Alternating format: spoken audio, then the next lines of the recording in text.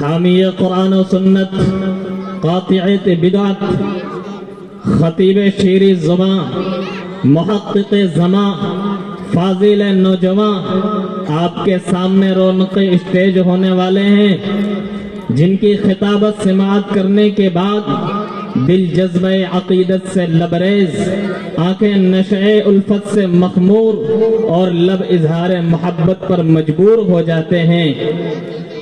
میں آپ حضرات کے سامنے دعوت دیتا ہوں حضرت علامہ و مولانا استاذ حدیث و فقہ جناب مفتی کفیل صاحب دامت برکاتہم العالیہ کو کہ حضرت تشریف لائیں اور اپنے مواعظ حسنہ سے ہم سامعین کو محظوظ فرمائیں۔ اہل محفل منتظر ہیں دیر سے عالی وقار، اہل محفل منتظر ہیں دیر سے عالی وقار، آپ کے پند و نصائح کا انہیں ہے انتظار۔ حضرت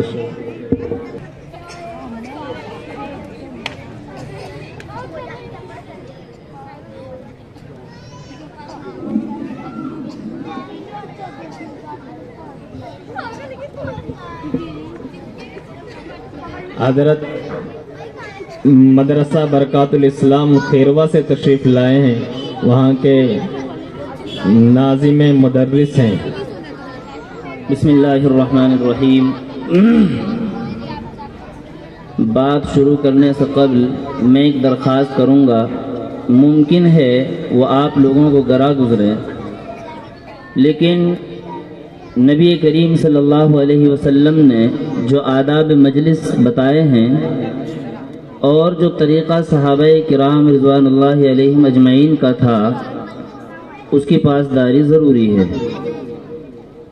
یہ کام کرنا ضروری ہے، اس کے بغیر ہم اپنے جلسے کو آگے نہیں بڑھا سکتے۔ بزرگوں، معاملہ یوں تھا کہ خود نبی کریم صلی اللہ علیہ وسلم ہر جمعرات کو صحابہ کے سامنے وعظ کہتے تھے، تقریر کرتے تھے، لیکن آپ نے انہیں بیٹھنے کا طریقہ بھی سکھلایا تھا، لیکن آج کی ہماری یہ محفل اس ترتیب کے خلاف ہے۔ تھوڑی سی آپ کو زحمت ہوگی لیکن کام بڑھیا ہو جائے گا، آپ لوگوں نے جو اتنی محنت کی ہے اور کر رہے ہیں اس کا فائدہ ہوگا۔ آپ نے فرمایا لیلنی منکم ارباب اولو الاحلام والنہی۔ دیکھو صحابہ، میرے ساتھیوں، مجھ سے مل کر بڑے لوگ بیٹھے ہیں، بچے میرے سامنے نہ بیٹھیں، وہ ایک طرف بیٹھیں یا پیچھے بیٹھیں۔ میں درخواست کروں گا حضرت امام صاحب بچوں کو ایک طرف لے جائیں، ان کے سونے کا بھی وقت ہو گیا ہے، اور بزرگوں سے میں درخواست کروں گا بہت دل سے کہ آپ آگے آ جائیں، میں زیادہ وقت نہیں لوں گا آپ کا، تشریف لائیے، بچوں کو ایک طرف۔ وَكَفَى وَسَلَامٌ عَلَىٰ عِبَادِهِ الَّذِينَ اصْطَفَىٰ أَمَّا بَعْدُ فقد قال الله تعالى في القرآن الكريم لقد من الله على المؤمنين إذ بعث فيهم رسولا من أنفسهم يتلو عليهم آياته ويزكيهم ويعلمهم الكتاب والحكمة وإن كانوا من قبل لفي ضلال مبين وقال إنا فتحنا لك فتحا مبينا وقال إذا جاء نصر الله والفتح ورأيت الناس يدخلون في دين الله أفواجا فسبح بحمد ربك واستغفره إنه كان توابا وقال إنك ميت وإنهم ميتون وقال وما محمد إلا رسول قد خلت من قبله الرسل أفإن مات أو قتل انقلبتم على أعقابكم فلن يضر الله شيئا وسيجزي الله الشاكرين وقال النبي صلى الله عليه وسلم إذا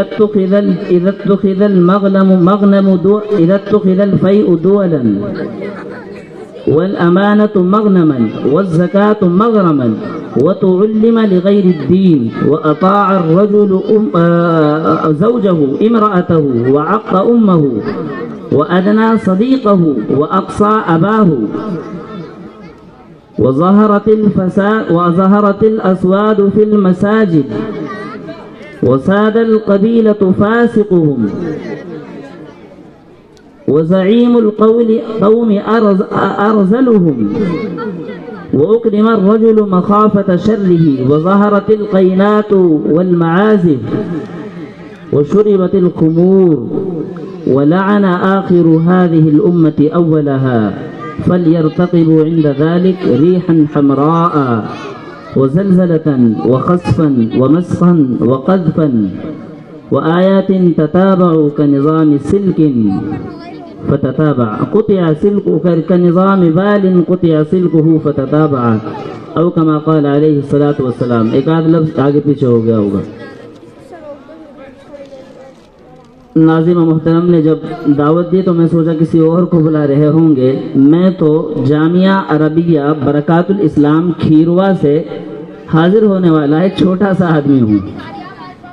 اسٹیج پر رونق افروز علماء کرام، مہمانان محترم، ہم سب کے مشفق حضرت مولانا قاری ارشد صاحب دامت برکاتہم، ہمارے ناظم و منتظم حضرت مولانا عبدالصمد صاحب دامت برکاتہم، جامعہ عربیہ برکات الاسلام کھیروا، اور ہم سب کے امام صاحب اور آپ سبھی حضرات جنہوں نے اس جلسے کو ترتیب دیا، بہت شکریہ کے مستحق ہیں.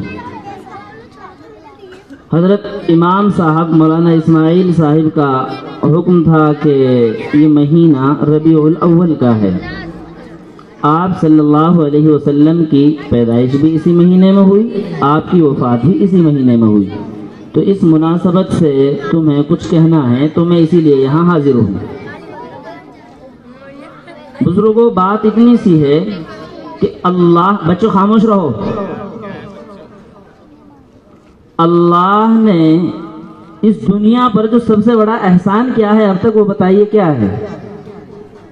وہ ہے نبی کریم صلی اللہ علیہ وسلم کو اس دنیا میں بھیجنا. اور اس دنیا کا اب تک کا سب سے بڑا جو نقصان ہوا ہے وہ کیا ہے؟ نبی کریم صلی اللہ علیہ وسلم کو واپس بلا لینا. کیوں؟ اس لیے کہ اب تو انسان صرف اپنی عقل سے رہنمائی حاصل کرتے ہیں. اس وقت وحی اترتی تھی، اللہ کی رحمتیں آتی تھی، اللہ کے پاس سے پیغام آتے تھے، اور ہر وقت حضرت جبریل علیہ السلام رہنمائی اور ارشاد لے کر آتے تھے. اب وہ ختم ہو گیا اور دنیا وہی سے محروم ہو گئی. تو جو سب سے بڑی انسانیت کے لیے، پوری مانوتا کے لیے جو خوشی تھی وہ آپ صلی اللہ علیہ وسلم کی پیدائش تھی، اور سب سے بڑا غم اور نقصان وہ آپ کی وفات ہے. دونوں اسی مہینے میں ہوئے. امت میں آپ صلی اللہ علیہ وسلم کی پیدائش کو ذکر کرنے والے لوگ بڑھنے لگے اور اس میں غلط طریقے آنے لگے جو بدعت تک پہنچ گئے، اور اس کو آپ صلی اللہ علیہ وسلم کی پیدائش اور محبت کا جشن کا نام دیا گیا، جو غلط ہے. جہاں ہمیں یہ یاد کرنا چاہیے کہ نبی کریم صلی اللہ علیہ وسلم اس مہینے میں تشریف لائے، اور جب آپ آئے تو دنیا میں جتنی طاقتیں تھیں وہ لرز گئی. ان کے محلوں کی آگیں بجھ گئی. آگ جو لگاتے تھے، جو سینکڑوں ہزاروں سال سے کبھی بجھی نہیں تھی، وہ بجھ گئی. ان کے محلات کے کنگن اور ان کے در و دیوار پر لٹکنے والے ان کی خوبصورتی کی علامات، وہ سب ٹوٹ کر گرنے لگی، اور ان کو عجیب و غریب خواب نظر آنے لگے. یہ اس طرف اشارہ تھا کہ اب آخری نبی آ رہے ہیں، وہ ہدایت لے کر آ رہے ہیں، تمہارا ظلم کا نظام چلنے والا نہیں ہے. میں بہت سادہ انداز میں اپنی بات پیش کرتا رہوں گا، آپ لوگ توجہ سے سنتے رہیں. عرب کے اندر خود اتنی بت پرستی بڑھ گئی تھی کہ مکے کے اندر بہت سارے بت رکھے ہوئے تھے. لوگوں کی یہ حالت تھی کہ جب کہیں جاتے تھے تو بت لے کر جاتے تھے، پتھروں کے آٹا گوندھ کر اس سے بت بنا لیتے تھے، اور اگر کبھی راستے میں اس سے خوبصورت پتھر ملا اسے پھینک دیا، دوسرا لے لیا. اور یہ جہالت اتنی بڑی تھی کہ کبھی پوری تاریخ انسانیت میں کبھی اتنی جہالت نہیں بڑھی تھی. اچھا غور کیجئے، حضرت آپ صلی اللہ علیہ وسلم سے پہلے کوئی بھی نبی جو تھے وہ حضرت عیسیٰ علیہ السلام تھے. ان کی وفات کو بھی 550 سال سے زائد ہو چکے تھے. تو ظاہر سی بات ہے کہ اللہ کی جو وحی کا سلسلہ تھا وہ دنیا سے ختم ہوئے بہت دن ہو گئے تھے. گمراہی آنی تھی. چاہے آپ مصر کے حالات کا جائزہ لیں، یونان کا لیں، فارس کا لیں، ایران کا لیں، ہند کا لیں، عرب کا لیں، کسی بھی ملک کا لیں، اس وقت دنیا کی حالت بہت بری تھی. اللہ نے سب سے بڑا احسان یہ کیا کہ نبی کریم صلی اللہ علیہ وسلم کو پیدا فرمایا. میں سب سے بڑا کیوں کہہ رہا ہوں؟ کہ یہ دنیا سجائی گئی ہے نبی کریم صلی اللہ علیہ وسلم ہی کے لیے، اس کی تفصیل میں نہیں کرنا چاہ رہا۔ تو اگر آپ نہ آتے تو پہلے انبیاء بھی نہ آتے، یہ ایمان کی دولت بھی ہمیں نہ ملتی، اور ہم فرشتوں سے بہتر مخلوق بھی نہ بنتے۔ اس وقت ہمارے پاس دو چیزیں ہیں، ایک جسم، ایک روح۔ جسم کے لیے ہم غذائیں کھاتے ہیں، روح کے لیے ہمارے پاس ایمان ہے اور ایمانی اعمال ہیں۔ تو جسم سے بڑھا ہوا مرتبہ روح کا ہے۔ روح اگر نکل جائے تو جسم کو لوگ گھر میں رکھنا نہیں چاہتے، اس کو دفن کر دیتے ہیں۔ تو سب سے بڑا احسان نبی کریم صلی اللہ علیہ وسلم کی ولادت ہے۔ آپ کی ولادت کے وقت آپ کی والدہ کو ملک شام دکھایا گیا اور کچھ ممالک دکھائے گئے۔ کیوں؟ اس لیے کہ آپ صلی اللہ علیہ وسلم کے زمانے میں وہاں تک آپ کی حکومت ہونی تھی۔ آپ کو جب معراج پہ بلایا اللہ تعالیٰ نے تو اس وقت بھی آپ کو پہلے ملک شام لے گئے، پھر ملک شام سے معراج لے کر گئے۔ اسی طرح حضرت ابراہیم علیہ السلام نے بھی ملک شام کی طرف ہجرت کی۔ بہت سے انبیاء کا ملک شام پناہ گاہ اور ان کا پیدائشی اور رہائشی وطن رہا ہے۔ تو اس طرح کے قصے نمودار ہوئے، برکتیں ہونے لگی اور موسم بھی بہتر ہو گیا، اور کہنا چاہیے کہ پوری انسانیت کے اندر رحمتیں برسنے لگی۔ یہ سب نبی کریم صلی اللہ علیہ وسلم کی ولادت کا نتیجہ تھی۔ 40 سال کی جب آپ کی عمر ہوئی تو آپ کو نبوت سے سرفراز کیا گیا۔ پہلی وحی اسلام کی کیا آئی، بہت مختصر انداز میں بیان کر رہا ہوں۔ پہلی وحی اسلام کی کیا آئی؟ اسلام کہاں سے شروع ہوا؟ اللہ نے یہ نہیں کہا نماز پڑھو، روزے رکھو، زکوٰۃ نہیں، حج کرو، لمبی نماز پڑھو نہیں، وظیفے پڑھو، یہ بھی نہیں کہا۔ کیا کہا؟ اقرا، پڑھو، ایجوکیشن حاصل کرو، پڑھو۔ آپ نے فرمایا میں کیا پڑھوں؟ حضرت جبریل علیہ السلام نے نبی سے کہا، غار حرا میں وہ آئے، اقرا بسم ربک الذی خلق، اپنے اس رب کا نام لے کر پڑھو جس نے تمہیں پیدا کیا ہے۔ اللہ نے انسان کو پیدا کیا ہے۔ اقرا وربک الاکرم الذی خلق الانسان من علق، اقرا وربک الاکرم۔ اللہ نے انسان کو علق یعنی خون بستہ سے پیدا کیا ہے۔ مفسرین نے لکھا ہے کہ اللہ نے انسان کو 7 مراحل میں پیدا کیا ہے۔ کتنے؟ 7 مراحل میں۔ سب سے پہلا مرحلہ تو مٹی کا ہے۔ اللہ نے انسان کو مٹی سے پیدا کیا۔ کس طرح؟ کہ مٹی سے غذا نکلی، اس غذا کو انسان نے کھایا، انسان کے جسم میں خون بنا۔ یہ دوسرا مرحلہ خون کا ہے۔ انسان کو اللہ نے خون سے پیدا کیا، اس خون کے اوپر 5 مختلف ہضم ہوئے، ہضم ہونے کے نتیجے میں نطفہ، مادہ، منی بنی۔ یہ تیسرا مرحلہ ہے جس چیز سے انسان کو اللہ نے پیدا کیا۔ پھر منی مرد کے کمر سے لے کر من بین الصلب والترائب، اللہ نے قرآن میں بیان کیا ہے کہ ہم انسان کو کیسے پیدا کرتے ہیں۔ وہ مرد کی کمر سے جب وہ بچہ دانی میں گئی، رحم میں گئی، تو اللہ نے اس کو خون بستہ بنایا، لوتھڑا سا بنایا، جس طرح کلیجی کا خون ہوتا ہے۔ تو 3 مرحلے تو اس علق سے پہلے ہیں، مٹی، خون اور نطفہ۔ چوتھا مرحلہ یہ خون بستہ ہے، کلیجی جیسا تھا انسان۔ اللہ نے یہ حقیقت بھی یاد دلائی ہے کہ دیکھو انسان کی حقیقت یہ ہے۔ پھر 3 مرحلے اس کے بعد کے ہیں۔ پھر اللہ نے اس کو گوشت بنایا، پھر اس کے بعد اس کے اوپر ہڈیاں بنائیں، اور پھر اس کی کامل اور مکمل شکل بنائی جسے انسان آج دیکھتا ہے۔ لوگوں، اللہ نے پیغام دیا ہے کہ غور تو کرو میری قدرت میں۔ وہ منی کا ناپاک نطفہ جو اگر کپڑے سے لگ جائے تو انسان کو دھوئے بغیر چین نہیں آتا، اس کی بو نہیں سونگھنا چاہتا، اللہ نے اپنی قدرت سے اسے کتنا حسین اور جمیل بنایا کہ جب وہ پیدا ہوتا ہے تو ہر آدمی اس سے اپنا چہرہ لگاتا ہے، ہونٹ لگاتا ہے، اس کو بوسہ دیتا ہے، کلیجے سے لگاتا ہے، اس کے اوپر پاخانہ پیشاب وہ روزانہ کرتا ہے، جسم پہ، کپڑوں پہ، بستر پہ، لیکن ذرا بھی گھن نہیں کرتا۔ یہ خدا کی قدرت ہے کہ منی کو بہترین سانچے میں ڈھال دیا۔ تو اللہ فرماتے ہیں پڑھو۔ مسلمانوں کا دین پڑھنے سے شروع ہوا ہے، اور حیرت کی بات ہے کہ آج وہی قوم پڑھنے میں پیچھے ہے۔ یہ تو اسلام کی ابتدا ہے۔ مختلف مراحل سے ہوتے ہوئے مسلمانوں کی زندگی گزری ہے۔ نبی کریم صلی اللہ علیہ وسلم نے 13 سال مکے میں صعوبت اور پریشانیوں کے گزارے ہیں۔ اس کے بعد آپ مدینہ منورہ تشریف لے گئے، ہجرت کی، وہاں تقریباً 10 سال آپ صلی اللہ علیہ وسلم رہے۔ مدینہ جاتے ہی آپ نے اسلامی خلافت اور حکومت قائم فرمائی.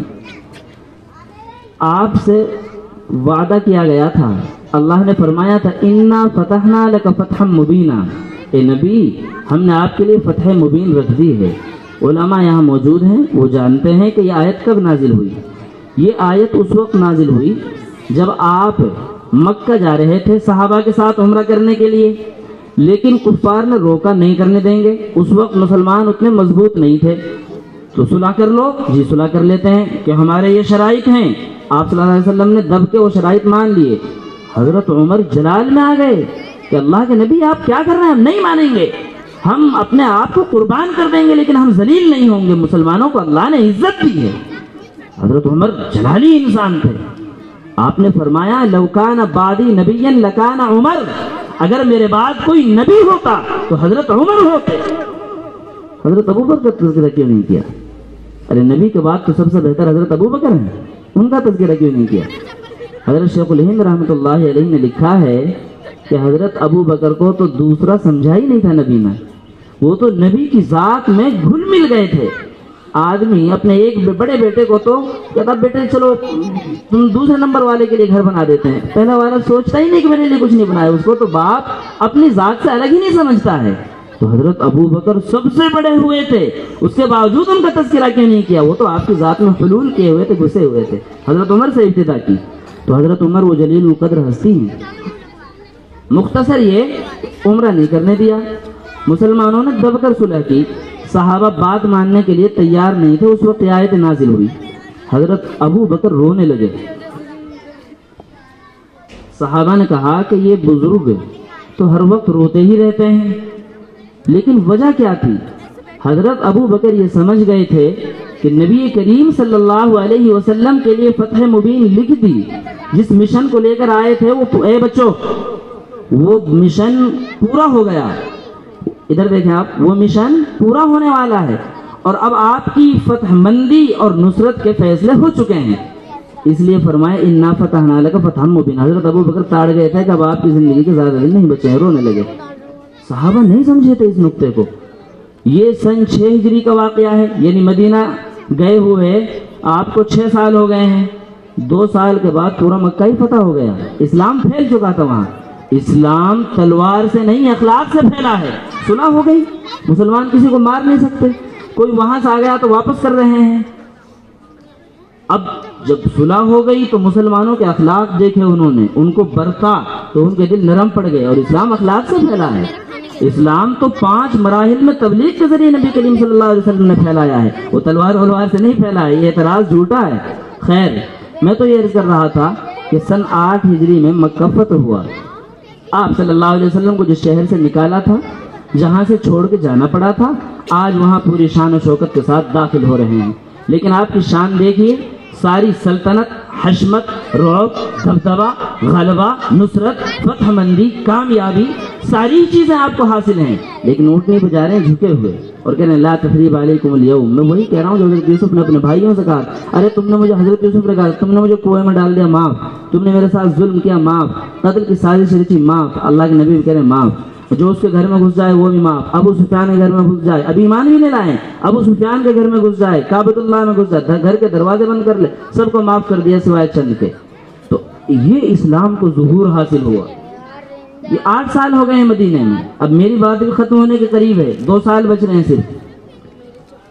اس وقت آیت سورت نازل ہوئی، سورہ نصر، اذا جاء نصر اللہ والفتح، کہ جب اللہ کی مدد اور فتح مبین، کھلی ہوئی فتح اور غلبہ حاصل ہو گیا اور لوگ اسلام میں پورے طور پر داخل ہونے لگے، جزیرۃ العرب میں اسلام کا مکمل غلبہ ہو گیا. فسبح بحمد ربک واستغفر. نبی اب جانے کا وقت قریب آ گیا ہے، اکثر اوقات اپنے رب کے ساتھ مشغول ہو کر گزارو. اور اللہ کے نبی، یہ سورت جب نازل ہوئی تب بھی حضرت ابو بکر مسجد میں رو رہے تھے، تب بھی وہ سمجھ گئے اب تو اور قریب آ گیا ہے وقت. تو اس مہینے میں نبی کی صرف ولادت اور پیدائش کو لوگ ذکر کرتے ہیں، وفات کو ذکر نہیں کرتے، حالانکہ وفات بھی اسی مہینے میں ہوئی ہے.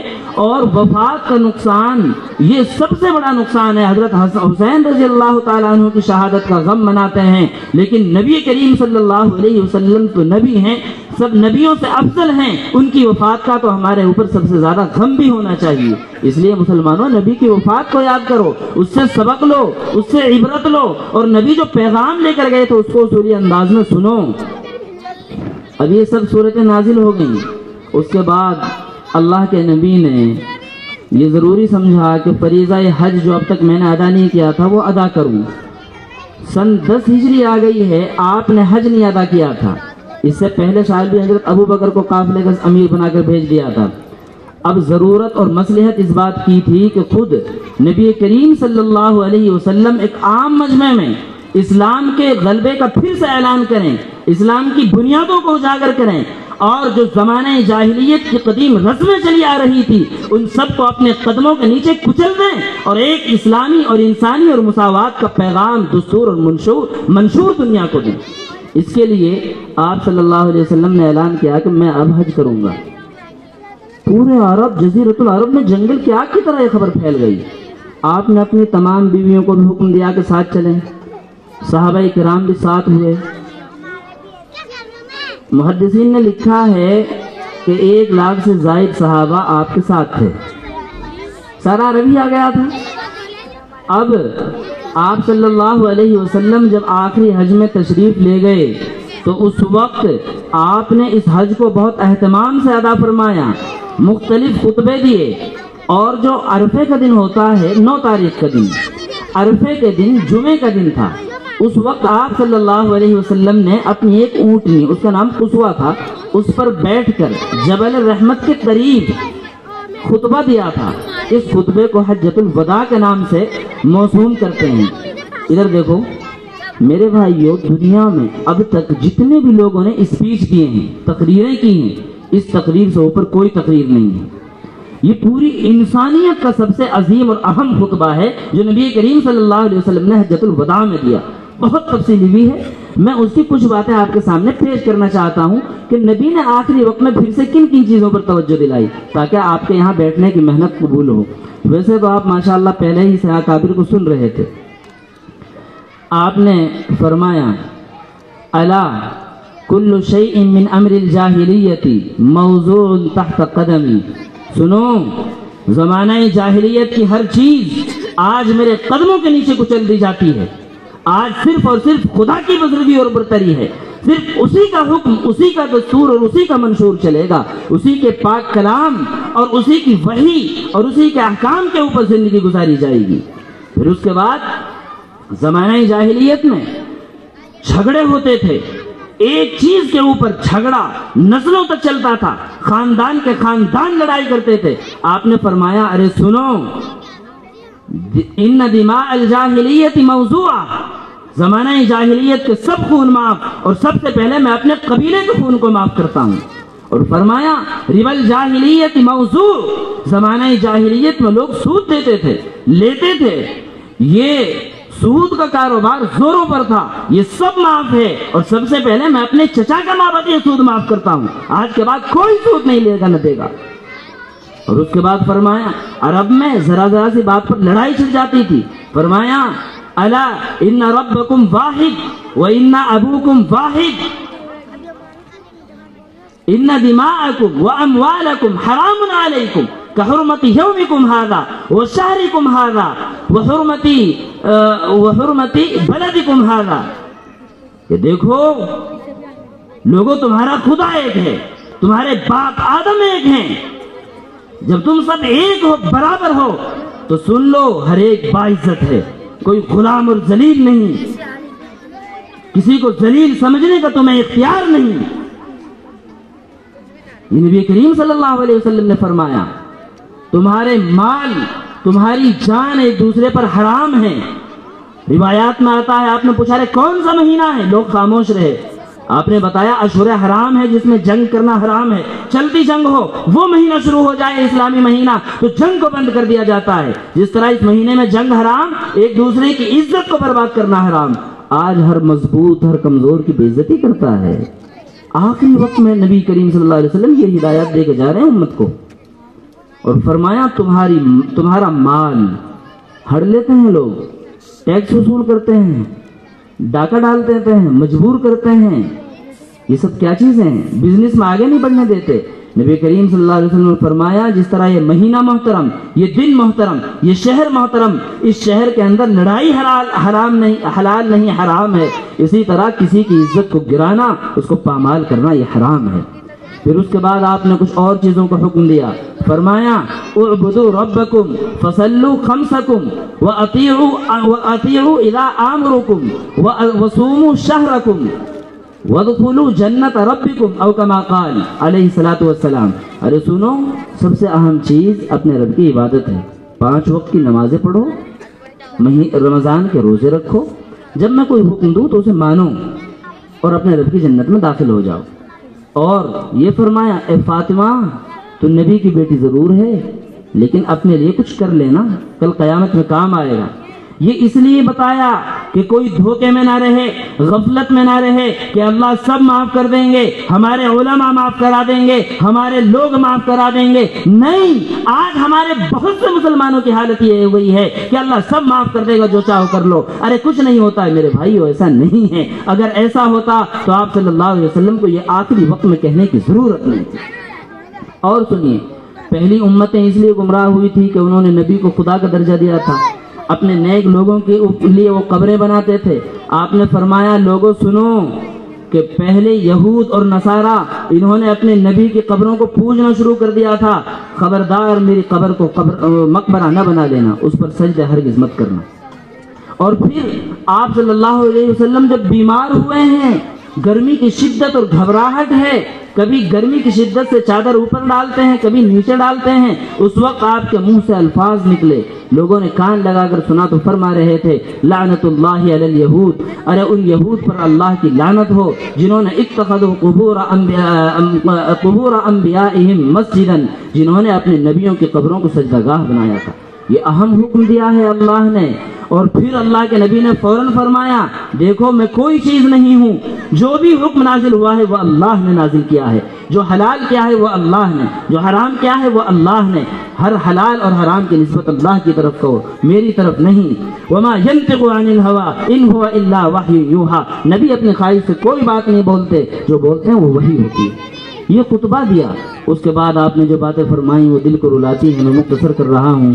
فرمایا لوگوں ہو سکتا ہے اب میں تم سے نہ ملوں، ہو سکتا ہے میرا یہ آخری حج ہو، اور سنو کہ میں تم سے پہلے جا رہا ہوں، حوض کوثر پہ ملنے کا وعدہ ہے، میں حوض وغیرہ کے انتظام کرنے کے لیے جا رہا ہوں۔ حضرت ابو بکر رضی اللہ تعالیٰ عنہ غمگین ہو گئے، دوسرے صحابہ کو بھی غم ہونے لگا کہ اب آپ صلی اللہ علیہ وسلم کی وفات میں زیادہ دن نہیں ہیں۔ آپ حج کر کے آ گئے، سفر کا مہینہ ہے، 18 یا 19 تاریخ ہے، آپ بیمار ہو گئے۔ ہوا یوں کہ حضرت میمونہ رضی اللہ تعالیٰ عنہ آپ کی ایک بیوی ہیں، ہم سب کی ماں، سب کا ہو رضی اللہ عنہا، ان کی باری کا دن تھا، مسجد نبوی کے پاس قبرستان ہے جنت البقیع، آپ وہاں گئے آدھی رات پر، وہاں سے آئے تو سر میں تیز درد تھا، یہ مرض شروع ہو گیا جس میں نبی کی وفات ہوئی ہے، بس یہ میں بیان کر کے اپنی بات ختم کر رہا ہوں۔ وہاں سے آئے تو آپ کے سر میں درد تھا، آپ پریشان تھے، یہ بدھ کا دن تھا۔ اس کے بعد بھی ہر زوجہ کے پاس، اپنی ہر بیوی کے پاس آپ صلی اللہ علیہ وسلم جاتے رہے اور 5 دن لگاتار باریوں میں جاتے رہے۔ بدھ سے پیر کا دن آ گیا، حضرت عائشہ کی باری تھی، اب کمزوری بڑھ گئی، کمزوری اتنی تھی، علماء نے لکھا ہے کہ حضرت علی اور حضرت عباس آپ کے دونوں بازو پکڑ کر حضرت امی عائشہ کے کمرے میں لے کر آئے، تو آپ نے علماء سے تمام انبیاء سے ازواج سے اجازت لی کہ اب میں یہیں قیام کروں گا وفات تک، لیکن نمازیں اب بھی آپ ہی پڑھاتے رہے۔ پھر کمزوری اتنی بڑھ گئی کہ نبی کریم صلی اللہ علیہ وسلم نماز بھی نہیں پڑھا پا رہے تھے۔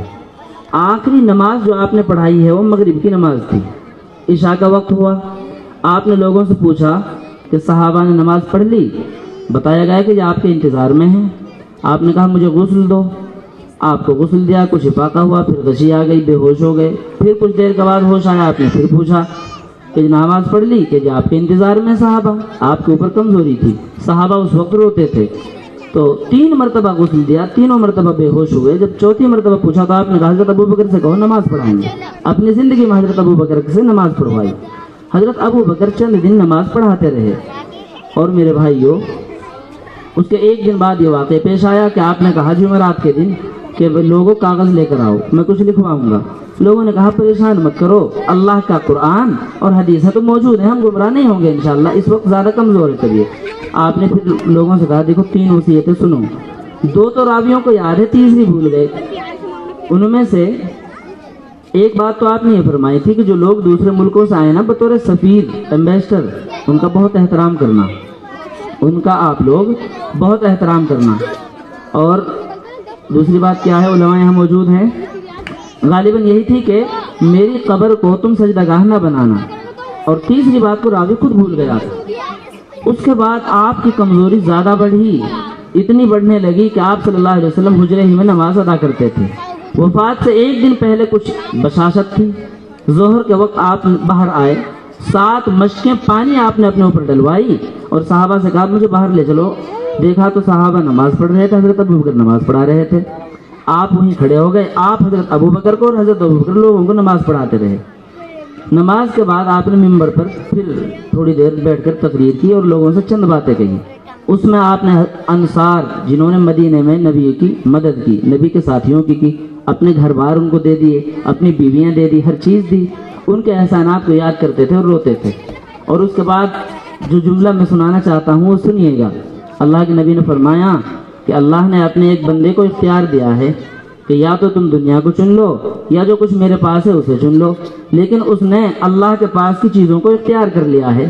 حضرت ابوبکر دہاڑے مار کر رونے لگے۔ تو اللہ کے نبی نے پھر حضرت ابوبکر کے وہ احسان اور مناقب بیان کیے، کہا کہ لوگوں میرے اوپر جس نے بھی احسان کیا ہے میں نے اس کا بدلہ دے دیا۔ ابوبکر ایسا شخص ہے میں اس کے احسان کا بدلہ نہیں دے پایا، اور اس کا بدلہ اللہ کے علاوہ کوئی دے بھی نہیں سکتا۔ اور سنو، حضرت ابوبکر کے وہ فضائل ہیں جو کسی کو حاصل نہیں ہیں۔ حضرت ابوبکر غار میں میرے ساتھ تھے جب کوئی نہیں تھا۔ اللہ نے یہ تو سب سے کہا ہے کہ میں تمہارے ساتھ ہوں، لیکن میں اور نبی جس وقت میں اور ابوبکر غار میں تھے اس وقت اللہ کے نبی نے کہا تھا ان اللہ معنا، اور اس طرح کے جو سارے خصائص تھے وہ حضرت ابوبکر کے بیان کیے۔ اور اس کے بعد آپ اندر تشریف لے گئے، حضرت فاطمہ بھی اندر گئی۔ حضرت فاطمہ سے نبی نے کان میں کچھ کہا، وہ رونے لگی، پھر دوبارہ کان میں کچھ کہا، وہ ہنسنے لگی۔ حضرت عائشہ نے بعد میں پوچھا جب آپ کی وفات ہو گئی تو اس کے بعد کہ فاطمہ کیا معاملہ تھا، تو انہوں نے بتایا نبی نے مجھ سے کہا تھا بیٹی اسی بیماری میں میرا انتقال ہوگا، تو وہ رونے لگی، ان سے برداشت نہ ہوا، لیکن پھر کان قریب کر کے کہا لیکن بیٹی سب سے پہلے میرے خاندان میں سے تم مجھ سے ملوگی، تو وہ ہنسنے لگی۔ اور آپ کی وفات کے 6 مہینے کے بعد حضرت عائشہ رضی اللہ تعالی عنہا اور حضرت فاطمہ کا انتقال ہو گیا ہے۔ آپ کی سب سے لاڈلی بیٹی حضرت فاطمہ ہے، انہی سے آپ کی نسل چلی ہے۔ یہ سب واقعات ہوتے رہے۔ وفات کے دن پھر آپ صلی اللہ علیہ وسلم کی طبیعت میں کچھ افاقہ ہوا۔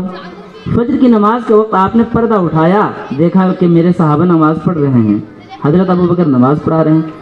صحابہ دیکھ رہے تھے کہ آپ تو بستر پر تھے، آج نشاط ہو گیا۔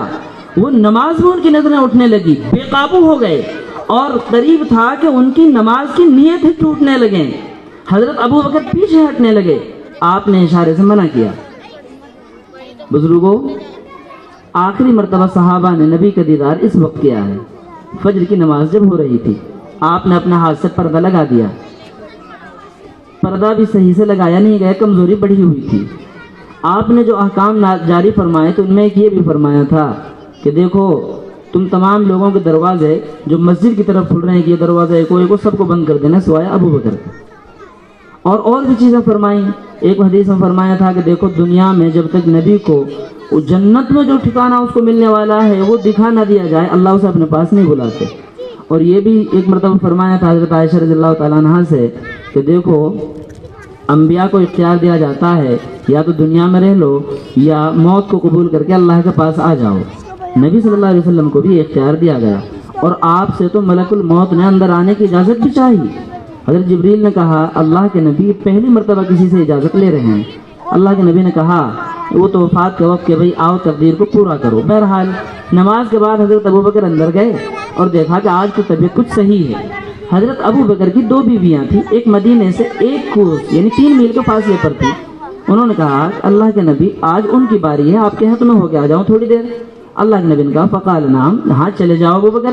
آپ چلے گئے، وہاں گئے تھے کہ چاشت کا وقت ہوا تھا، بعض نے لکھا زوال کا وقت، بعض روایتوں میں تو عصر کا وقت بھی ہے کہ اس وقت عالم نظر شروع ہو گیا۔ حضرت عائشہ اکیلی ہیں، آپ توجہ رکھیے گا، 2-3 منٹوں میں بات ختم کر رہا ہوں۔ حضرت عائشہ اکیلی تھی، نظر کا عالم جب شروع ہوا تو آپ صلی اللہ علیہ وسلم نے اپنا سرہانہ حضرت عائشہ کی آغوش پر رکھ دیا، ٹیک لگا کر لیٹ گئے۔ حضرت عائشہ کے چھوٹے بھائی مسواک لے کر آئے عبد الرحمن، آپ نے مسواک کو دیکھا، کچھ بولنا چاہا لیکن بول نہ پائے، کمزوری تھی، تو حضرت عائشہ سمجھ گئی کہ یہ مسواک دوں، آپ نے اشارے سے کہا۔ اس مسواک کو حضرت عائشہ نے نرم کر کے آپ صلی اللہ علیہ وسلم کے منہ میں دیا۔ حضرت عائشہ فرماتی ہیں دیکھو مجھے یہ 2 خصوصیتیں حاصل ہیں کہ سب سے آخری مرتبہ نبی کے منہ میں جو چیز گئی ہے وہ میرا تھوک گیا ہے، اور میرا تھوک اور اللہ کے نبی کا تھوک اللہ نے ملا دیا۔ اور دوسری خصوصیت یہ حاصل ہے کہ میری باری کے دن میں میرے کمرے میں میری ہسلی اور میرے سینے کے درمیان آپ کا سر تھا، تب آپ کی وفات ہوئی، کسی کو خصوصیت حاصل نہیں ہے۔ اور واقعی حضرت عائشہ صدیقہ تھی، نبیوں کے بعد امت میں ہم جو کہتے ہیں ولی، قطب، صالحین، صدیقین، ابدال، شہداء، ان سب سے بڑھ کر جو رتبہ ہوتا ہے نبوت کے فوراً بعد نیکی کا، وہ صدیقیت کا مقام ہوتا ہے۔ ان کے باپ صدیق اکبر ہیں، صدیق اعظم ہیں، اور یہ صدیقہ عظیمہ ہیں حضرت عائشہ رضی اللہ تعالیٰ عنہ۔ اس وقت آپ کی وفات ہوئی، حضرت عائشہ گھبرا گئی کہ میں کیا کروں، سنیے ادھر، حضرت عائشہ گھبرا گئی تو کیا کروں، وہ بھاگی ہوئی باہر گئی، لوگوں سے کہا کہ آپ صلی اللہ علیہ وسلم وصال فرما گئے۔ حضرت علی اندر آئے، رونے لگے، حضرت عثمان ذی النورین آئے اور مسجد سے ٹیک لگا کر ایسے بیٹھ گئے، بولا بھی نہیں جا رہا تھا۔ حضرت ابو بکر کے پاس یہ خبر پہنچی جو نبی کا سب سے بڑا رفیق ہے، نبی کریم صلی اللہ علیہ وسلم کا سب سے چہتا اور جانثار ہے، تمام صحابہ میں جس کا مرتبہ بڑا ہوا ہے وہ حضرت ابو بکر ہیں۔ حضرت ابو بکر نے گھوڑا لیا اور فوراً اتنی تیز رفتاری کے ساتھ بھاگے کہ ان کے حواس ٹھکانے میں نہ تھے۔ وہ آپ صلی اللہ علیہ وسلم کے پاس اندر آئے اور حضرت ابو بکر آپ کے سینے کے اوپر سر رکھ کر رونے لگے اور فرمایا واہ خلیلہ واہ صدیقہ، اے میرے دوست، میرے خلیل، میرے نبی، میرے رسول، تو چلا گیا۔ باہر حضرت عمر رضی اللہ تعالیٰ عنہ بھی تھے، جب انہیں بتایا کہ آپ کی وفات ہو گئی، حضرت عمر تو جلالی انسان ہیں، ان کو جوش آ گیا، خبردار میرے محبوب کے بارے میں اگر کہہ دیا کہ ان کی وفات ہو گئی ہے، ان سے سنی ہی نہیں گئی خبر، کیسے ہو سکتا ہے؟ نہیں، میرے نبی تو اللہ سے ملاقات کے لیے گئے ہیں، جس طرح حضرت موسیٰ کوہ طور پر اللہ سے ملاقات کے لیے گئے تھے۔ حضرت موسیٰ واپس آئے تھے، میرے نبی بھی واپس آئیں گے۔ اگر کسی نے کہا کہ نبی کا انتقال ہو گیا ہے تو مجھ سے برداشت نہیں ہوگا، میرے محبوب کو مرا ہوا مت کہو ورنہ سر تن سے جدا کر دوں گا۔ حضرت ابو بکر کو سب سے زیادہ غم تھا، لیکن حضرت ابو بکر رضی اللہ تعالیٰ عنہ کو سب سے زیادہ برداشت بھی اللہ نے دی۔ باہر صحابہ کو جمع کیا، منبر پر بیٹھے اور قرآن کریم کی وہ آیتیں پڑھی جو میں نے پڑھی تھی، وما محمد الا رسول، لوگو محمد اللہ کے ایک رسول ہی تو تھے، اس سے پہلے بہت سے رسول گزرے۔ ارے کیا اگر نبی قتل ہو جائیں یا ان کی موت ہو جائے کیا تم بدل جاؤ گے کہ نبی کی پوجا کرتے تھے، اللہ کی عبادت نہیں کرتے تھے؟ تو حضرت عمر کو لگا کہ یہ آیتیں پہلی بار نازل ہو رہی ہے اور فرمایا انک میت وانہم میتون، ارے آپ کو بھی وفات آئی، تمام نبیوں کو وفات آئی تھی، تو آنی انسان ہے، آپ پریشان کیوں ہوتے ہو؟ قرآن اور حدیث تو آپ کے درمیان ہے۔ تو اس کے بعد یہ معاملہ ٹلا۔ میرے بھائیوں، میں نے ایک حدیث پڑھی تھی، اس کا ترجمہ سنو۔